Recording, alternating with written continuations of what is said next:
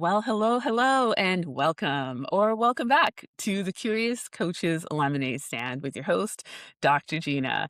As always, so pleased that you've taken time out of your day to stop by our friendly virtual neighborhood third space where you can grab something tall, refreshing, give you some new insight, something that'll make you say, something that'll make you want to chat with a friend about it later on because life's going to throw us all kinds of lemons. We know this. So, hey, might as well make some lemonade. Lemonade. I am so happy to be here today with a wonderful guest, someone I've grown to just love. And I'm so happy that she's able to be here with us today to talk about a really interesting and deep topic. So I want to hand over to her to introduce herself. Elaine, tell us about yourself. Thank you, Dr. Gena. Hi, thank you for having me first off, and I'm really honored to be a part of this conversation today.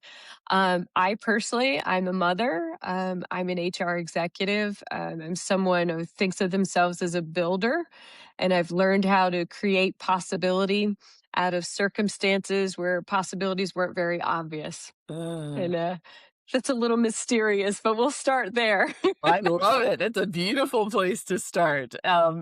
We are going to talk about, folks, the connections between things about breaking cycles, especially earlier hmm on in your life, earlier on in your journey, in the personal worlds, the way that we grow and develop our lived experiences, and how that tends to shape not just how we're going to show up in the workplace, but really specifically how we show up as leaders in the Yeah. workplace and how we look at, breaking cycles or generational curses and traumas and how that actually can feed the way that we lead teams, the way that we meet leadership challenges.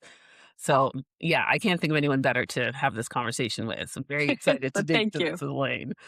Thank Yeah. you. Oh, absolutely. So I know you and I have had some really interesting conversations about cycles and about being in survival mode. So, I'm going to open it up for you to start us off and tell us a little bit about your own personal journey and how it shapes the leader that you've become today. And so personally, I became a mother at the age of 16. Don't recommend that to anyone.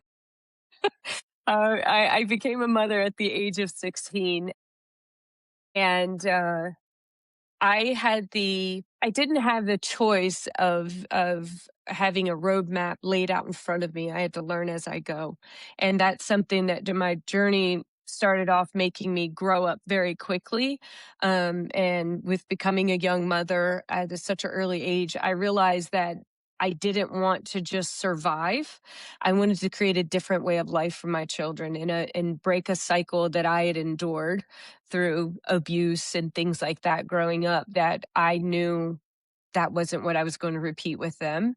And so that's how the journey all began. And it's been quite the journey where I can say today that being an HR person, being an HR executive with over 20 years of experience, motherhood, and everything that I learned throughout that journey, I use every single day as a leader, every day. And I Wow. think that's what makes me a nurturing leader because of that. Yeah. Now I see a lot of alignment between the nurturing, especially aspect of Mhm, motherhood and working in HR. I'd say there's probably a mhm. disproportionate number of not just women, but mothers working in Yeah, HR. You have a specifically challenging and unique motherhood experience. As you say, starting at 16 is a yeah. tough one. How do you think that in particular has created a different kind of spin perhaps on your journey compared to maybe someone like me as someone who's also been in HR Yeah, for 20 years and, has been right. a mom for half of that time. I think it's taught me resilience. Survival, in the beginning, it was learning to survive. It was learning to um, learning how to pay bills, keep a roof over their head. I was a child myself, and I was in a space where I was expected to be a parent. I wasn't equipped for it. I wasn't ready for that, but I had to. And so I had to have a vision.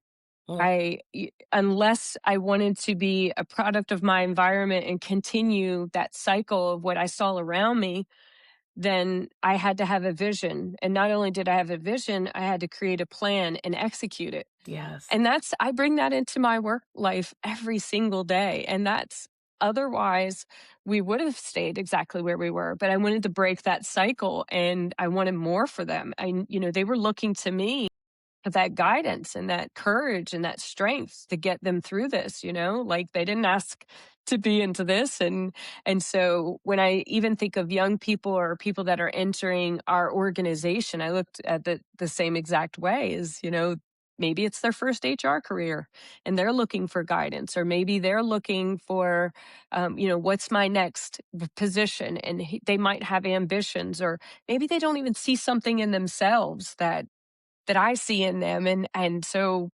encouraging them and supporting them and helping them grow and stretching them. But I think it's also about nurturing, but accountability at the same time. So, Yeah. I'm hearing a yeah. ton of empathy in that Hmm. approach, a ton. Now, Yeah. I love what you just mentioned at the very end there.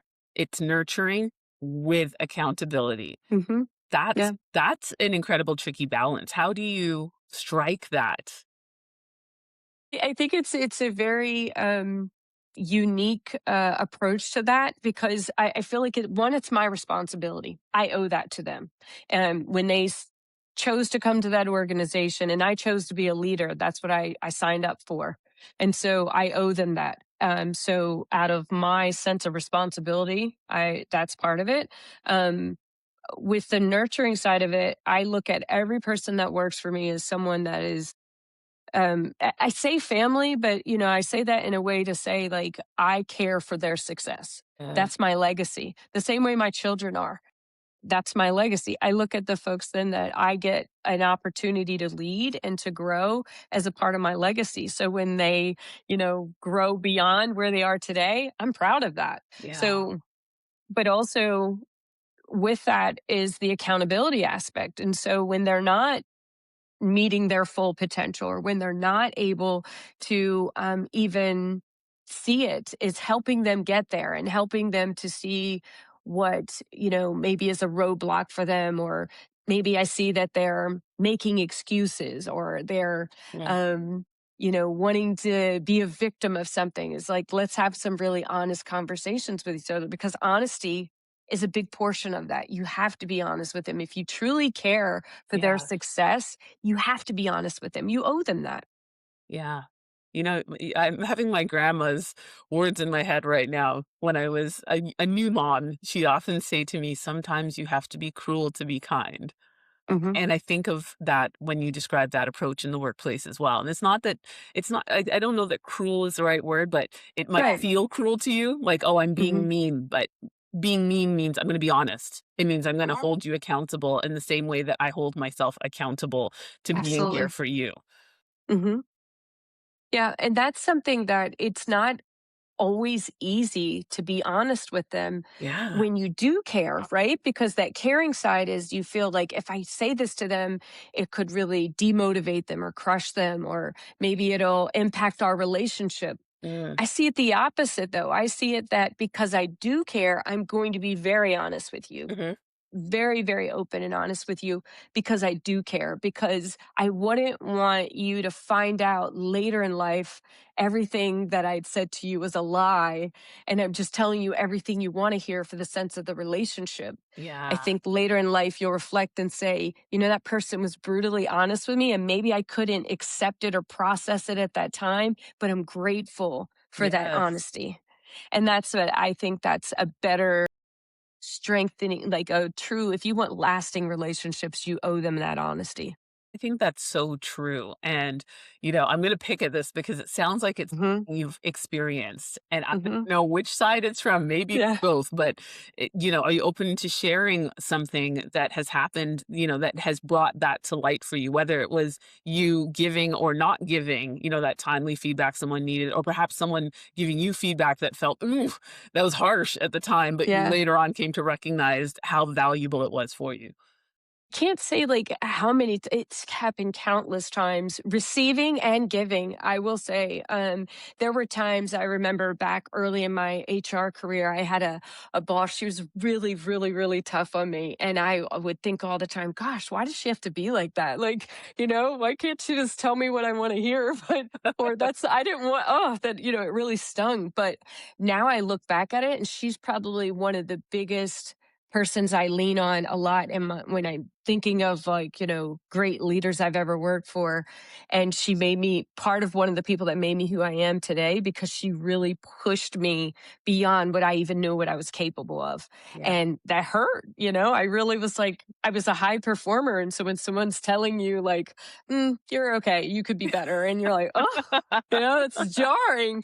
And you're like, what do you mean? I've always heard him, like, top of my class and all of those things. And so when someone tells you, yeah, you could be better if you would do this, this, and this. And so, that initial sting, get over it, but then reflect on it. And you're right, I can be better. So Mhm.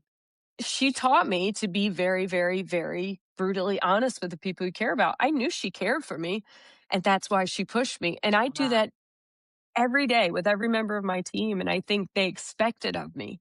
They would That's not want that. that's the key though, is knowing she cared for you. Hmm. Yeah. That makes the difference between Hmm. it being honest feedback and it literally just Hmm. feeling like harsh criticism. Yeah. And I can offer that from the perspective of someone who's received that feedback from someone who didn't care positively. Hmm. And so this is a very hot topic for me because as a coach, feedback is such a critical and important tool of what we do, what we use. And it's so important that you, first of all, build that foundation of Hmm. trust. That trust Hmm. is what tells me you care for me and that this feedback is coming from that place of care, of wanting Yeah. me to do and be better, as opposed to just picking at me and choosing to, criticize for other reasons. And I've seen a plethora of those other reasons. I'm sure you have too: intimidation, Right. insecurity, whatever it is that's on that other end that's giving you feedback. And, I'll often share with people I had a very negative relationship to feedback in my early stages of my career because it would come from people that I was very certain did not have my best interests at heart. And I was validated in later actions, things that the way consequences turned out to say, yes, you were right. That was just to pick at you for, whatever reason. And so it makes me wonder, how do you really communicate that care? Because obviously when you're giving this feedback to people, they're recognizing it's coming from that place. And you recognize that this role model of yours who impacted you so greatly was coming from that place. So how do you ensure that? Well, I think it's all along, even from the very beginning, when someone joins my team, or if I join an existing team, is just getting to know them and creating those relationships. It's taking the extra time, even if I have a full agenda and I see someone's having a bad day at the start of a meeting. The agenda doesn't matter. Like, what's going on? Let's talk about it, and really connecting with them.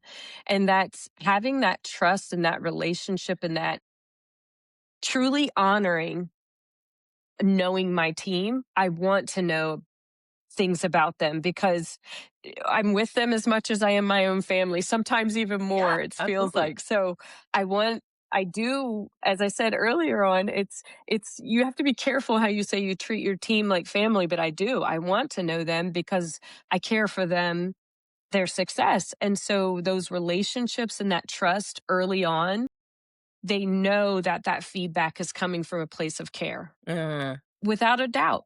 mhm. And all of us are aiming for the same thing. We want to be a high performing team of excellence. Like, we're all aiming for the same thing, but sharing that vision with them helps them also see, I see what we can be, and painting that picture for them.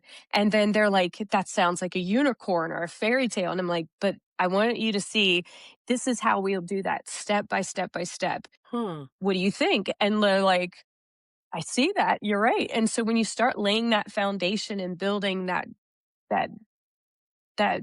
roadway to it, and they see one step at a time, we're stepping up a little higher and stepping, then they start to believe in you as their leader even more, and that helps with the trust as well. Yeah. So it's not just caring, but it's also when they see that we're all winning together, and that's not the leader's success, it's the team's success, then that's also how they see that you care. So, Yeah. There's a word that's coming up for me that hasn't been spoken, but I hear mhm, it like intrinsically in what you're mhm, describing, and that word is courage. 'Cause I think about Yes. people who don't have the courage to give feedback or even to be Yeah. open to truly receiving it. I can say, with my Mhm. poor experiences in my past, there was a point at which I didn't feel courageous enough to solicit feedback openly.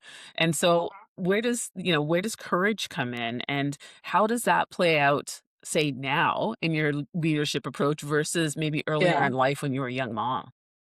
Well, I'll start with the reverse side of it. In the beginning, for me as a young mom at 16, and just to share something a little personal as well, is I was emancipated from my family very at that time as well. So I'm alone at that point. And so you had to figure it out. So going to school full time, working full time, being a child myself and raising kids. Um, Early in life, courage looked like survival in the Mm, beginning.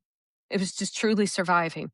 It was very um, practical, is the best way I can explain it. It yeah. was doing what had to be done to feed them, to clothe them, to just take care of them, Mhm. and so my decisions had to be very intentional, and I had to figure things out when I wasn't even really fully ready. I wasn't equipped to do that. I didn't have those survival skills yet.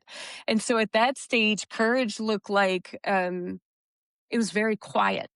Mm, It was the moments like when you're riding in the car and the kids are singing to the radio and everything, and it's just having the courage to not cry because you're worried about how you're going to pay the bills, and just being that strength. But it wasn't glamorous. It was not always visible to everyone around me, because around me everyone thought, oh, you're figuring it out, or you've got it together. But it was getting up, showing up, working hard, protecting them, and just trying to make better choices, so that I could be a role model to them. mhm. And then as I've grown and as I've evolved over time, today courage shows up in resilience Yeah. and visibility, just it's using my voice.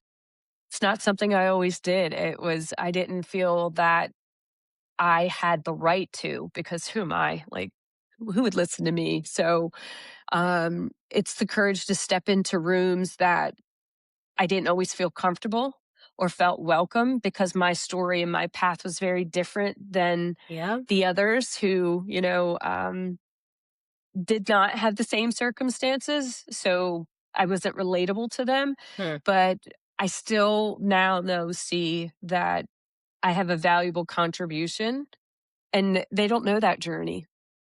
And so that's courage now means allowing myself to be seen.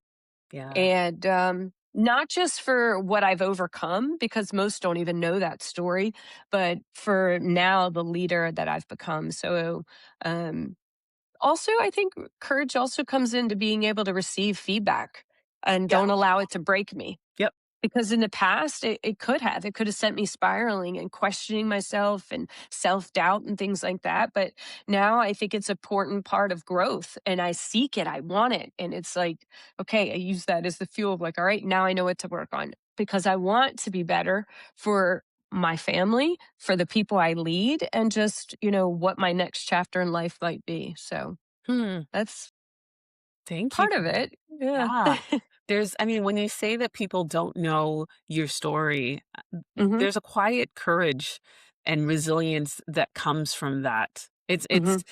It's knowing, well, I've gotten through all this. I did all this. I was able to make it, not just survive, but thrive through all of this. Hmm. And that's got to build a level of self-belief, of self-worth, of Yeah. trust in your own ability to handle things in life as it happens. Hmm. Would you say that that's just been kind of incremental? Was there ever any sort of pivotal or milestone moments that helped you really almost solidify that stance and see yourself for who you are and the strength that you bring? I think it's been incremental over the years, as when throughout life you're going to hit speed bumps, things that slow down your momentum, and each time I felt like even though it slowed me down, or it was a loss, or we were homeless, or we were, I lost a job, there was a layoff, or whatever the case may be, the next time, though, it was greater than that. So it was like each time helped build Yeah. my belief in myself of like, okay, I didn't break from that. I overcome that. Okay, great. And so each time it helps build then your belief in yourself that no, through any of this, Mhm. I, it's okay. I'll get through this and we'll overcome it. And so I think that was just through life experiences, I've built that. I don't think there was one pivotal critical moment. There wasn't like um, one of those survivor stories where it was just all of an accumulation of all of those moments that I've overcome, that I've built that belief in myself finally. Um, I think it's now walking in that and believing in myself. And now it's even like, okay, now I know so much more is even possible beyond what I've already accomplished. Anything is. And that's, I think, what I'm trying to show my granddaughters Mm. and my children. And so that'll be a part of my legacy too, to show them just our distance traveled, and Yeah. now that they can dream beyond the circumstances in front of you. Would you say that's one of the cycles that you're Yeah. you're trying to break for them? Yeah, That's absolutely. Yeah, because that was, I only, growing up in a blue collar household, my everyone in my family, aunts, uncles, everyone blue collar workers, and that's, I love that for them, and they really taught me work ethic.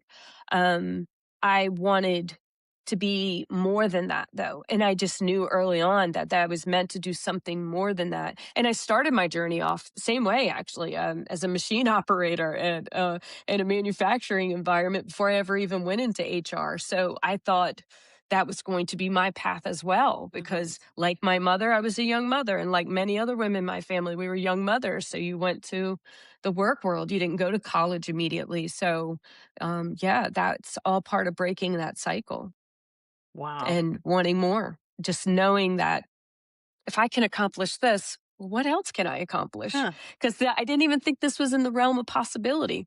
Okay, let me try this. And then you thrive at that. Okay, what else is possible? And so it's just keep every so often is taking stock in myself of like, okay, well, what's next?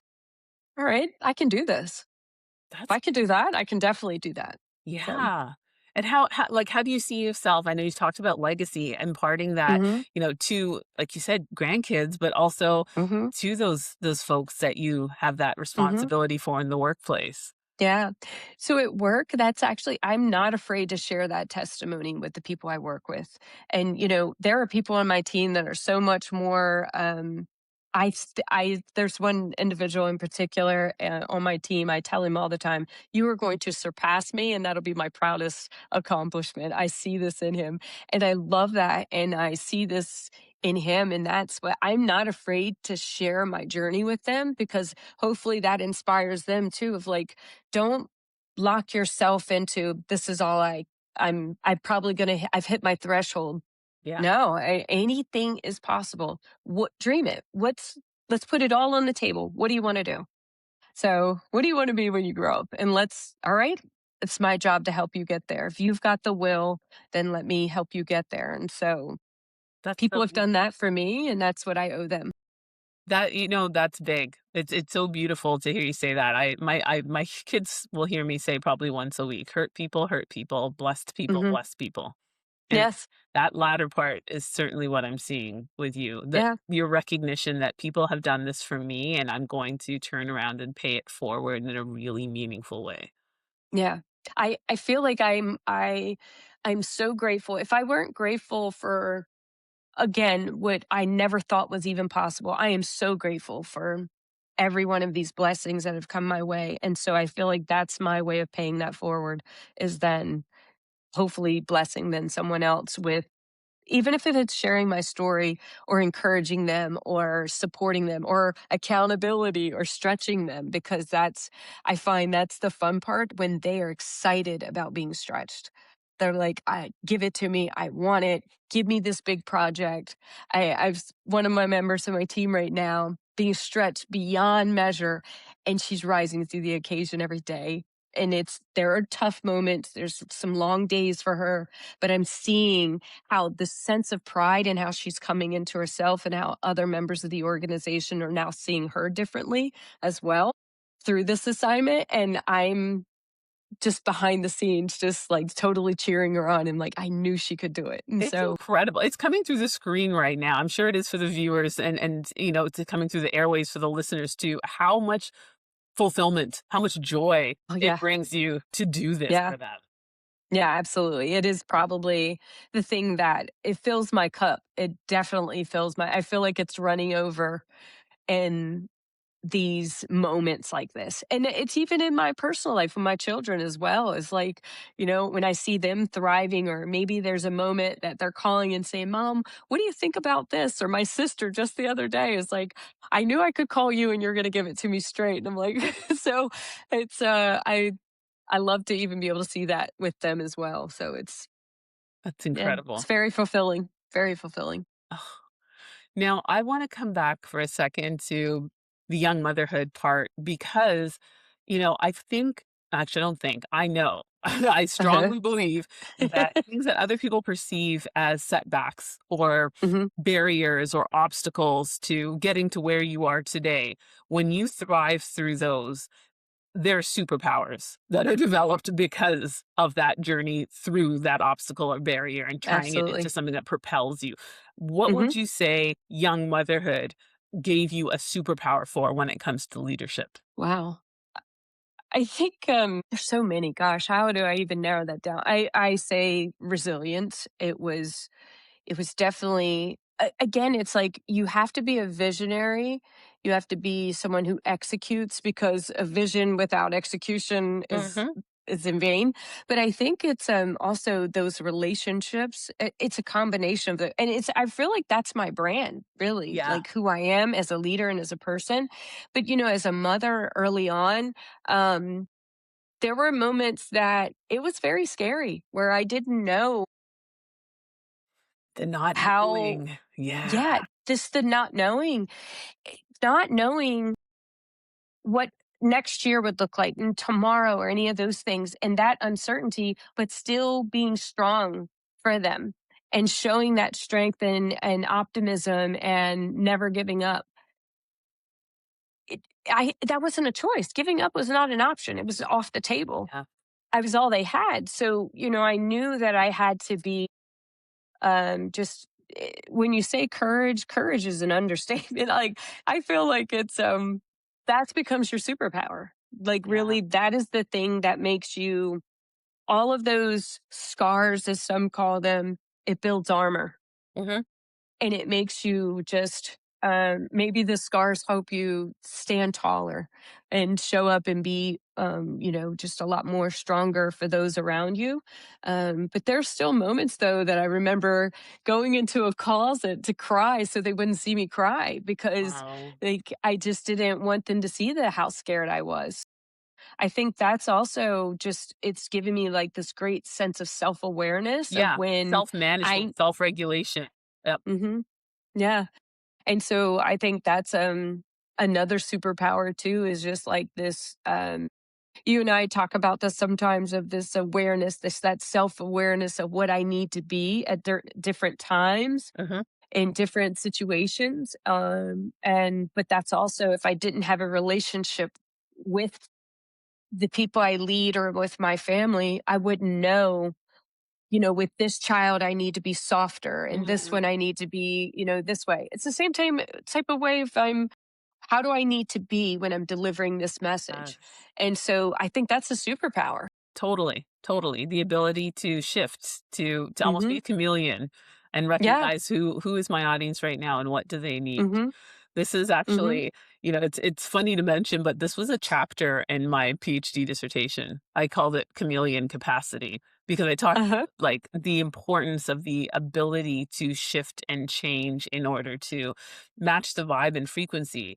Know your audience, know what they're going to react well to. How are they going to receive the feedback you're going to give them from a place of care? How Absolutely. would they not do that? And, motherhood prepares you for that. Early motherhood Oh, I can see how that would totally become a superpower because you're doing Mhm. it so early on when you haven't even, as you said, fully gained your own sense of self, much less figuring out other human beings and what they need.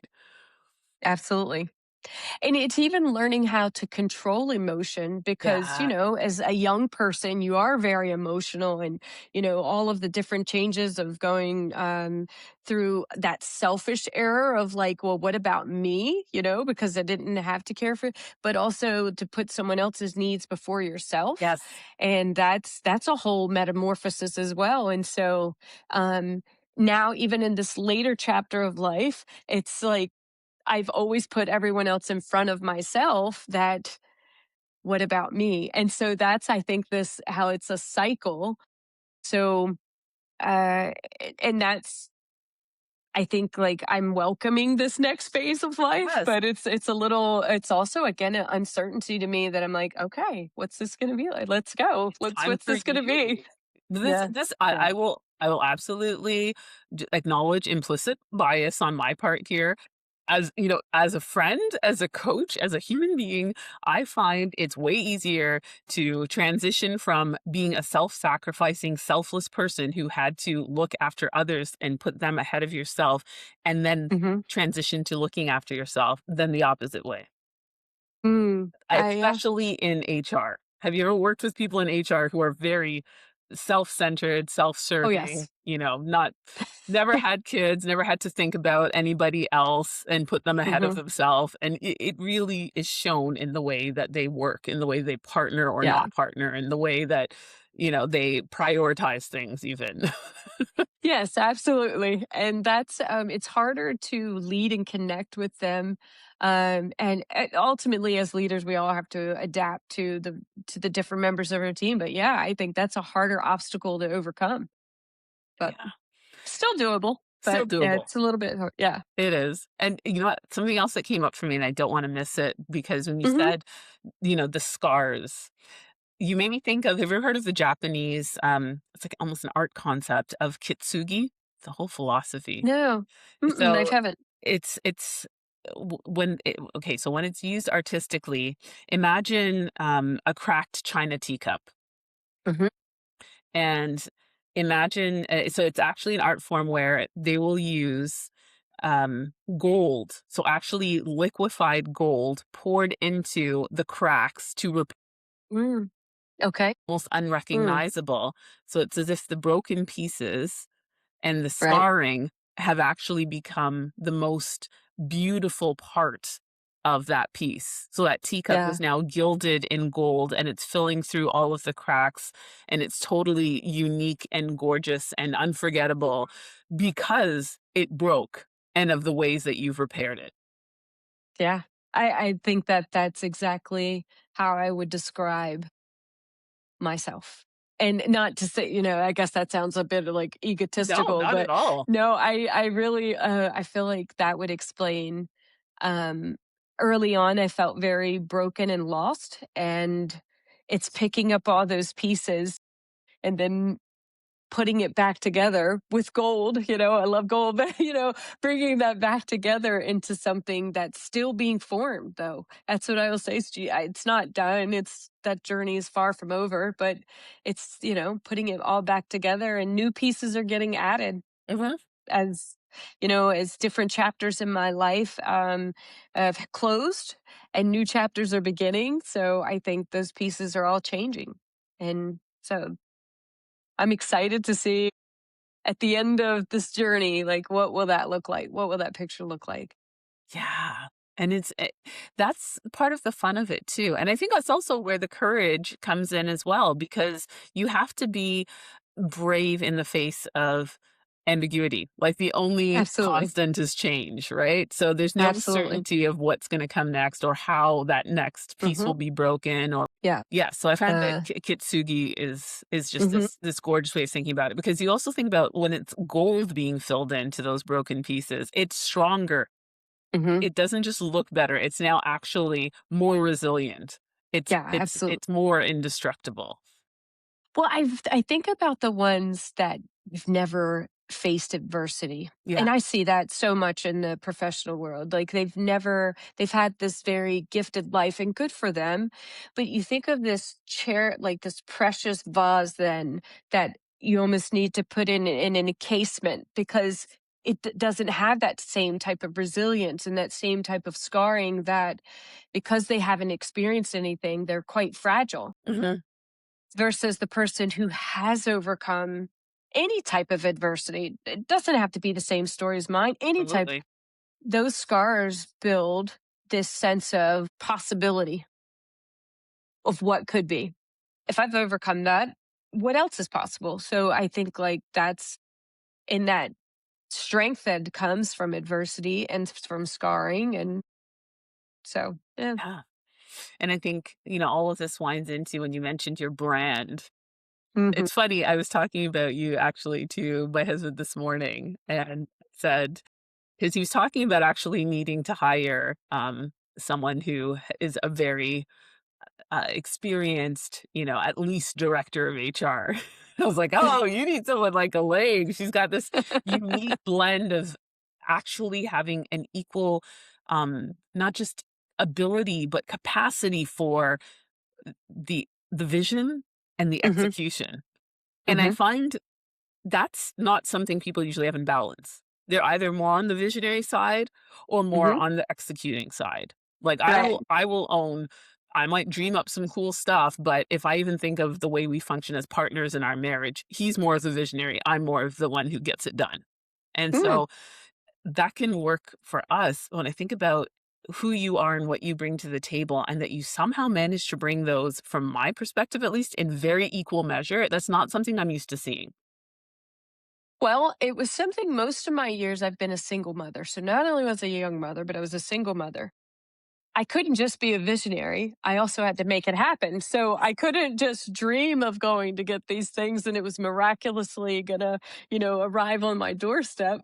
I had to go get it. So It's more miraculous that that's, you kept having vision and that you oh keep yes. inviting and Yes. collaborating with, your employees to have Hmm. vision. I think that's the part Hmm. that more often would get dropped for a Yeah. young mother in that survival mode.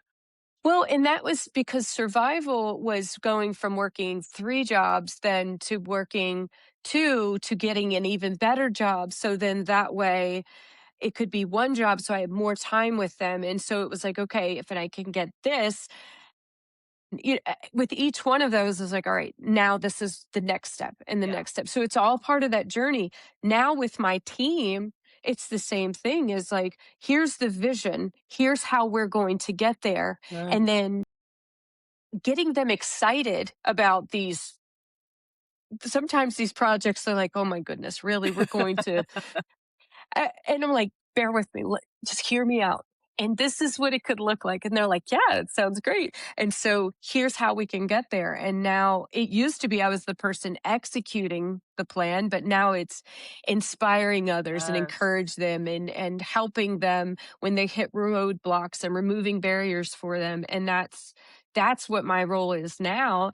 And that's what it was as a parent Mhm. before too, is like, the vision for them, for my children, was a better way of life Yeah. and a more stable way of life, a more comfortable way of life from just surviving to thriving. And here's how we're going to get there. And then now watching them thrive in their lives as adults and as spouses and parents.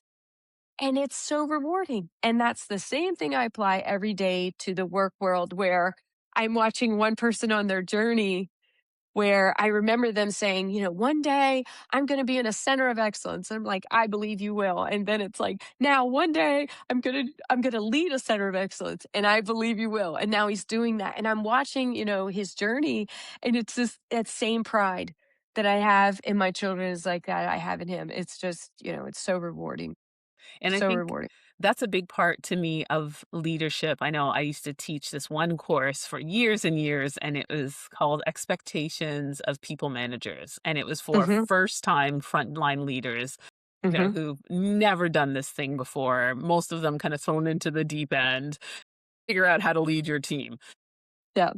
Most of the time it's your high performers, individual contributors that were That's like, it. "Oh, And you'll make a great I leader." would always say one of the biggest mental shifts you have to make, that mindset shift, is from your sense of accomplishment and Mhm. fulfillment coming from what you do as an individual to your sense of accomplishment coming from what your team has been able to That's right. accomplish because That's you right. facilitated that. Mhm. I'm like, let's And start there. even That's the first shift we've got to make. I always I frame it as like company team me and then me company me team company because that's kind of how this cycle goes is because I look at me inspiring and creating this plan for our HR organization then ultimately is for the betterment of our organization based off of where we want to go and where our people want to go and where our aspirations are. And so it's kind of again these cycles that how they feed each other and that started with me knowing my responsibility is to make the future leaders of HR in our organization or better HR experts and total rewards or whatever it is. And so then that it then supports the organization. So that's the same, but I had to be a better version of me for them. And that was Yes. shifting from me as an individual contributor being a high achiever and, high performer to then creating a high performing team that Yeah.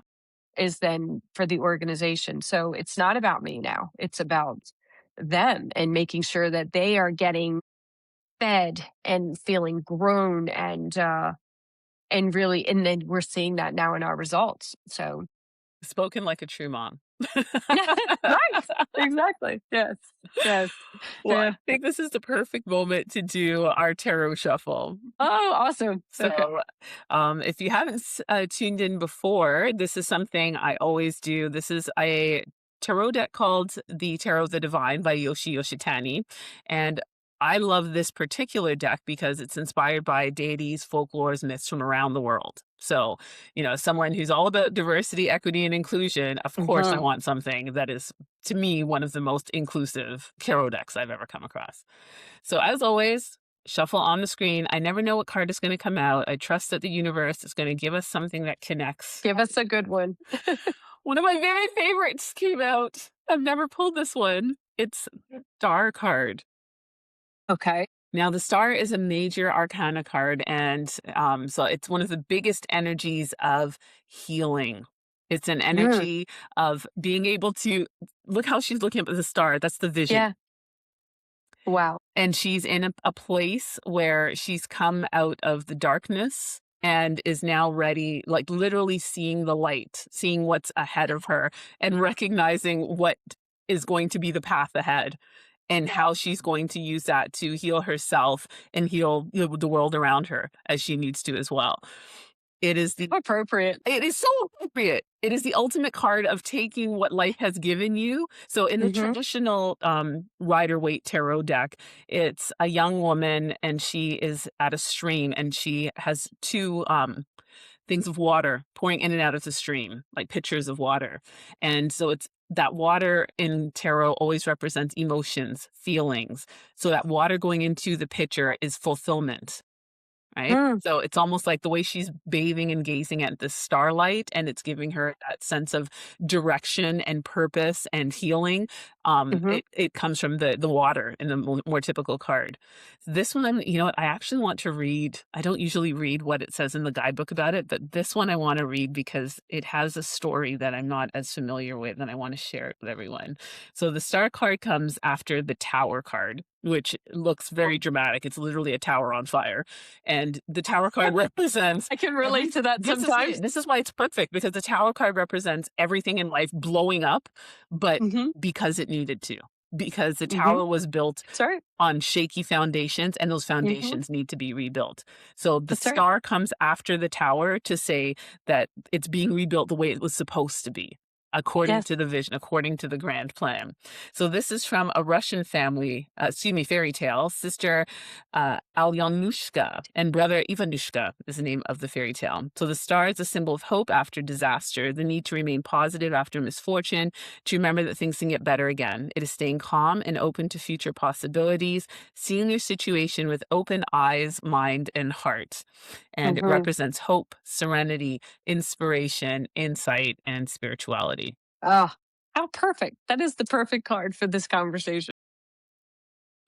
It's It pretty was meant to amazing be. because I Yeah. love too that it's about healing self and then offering that Mhm. healing to the world, and I Mhm. think that's a great encapsulation of what we've been discussing. Like the way that Yeah. you took, early challenges, being that young mom, and Mhm. it has changed it from survival to thriving, including in the way that you nurture people in your professional environments. Yeah.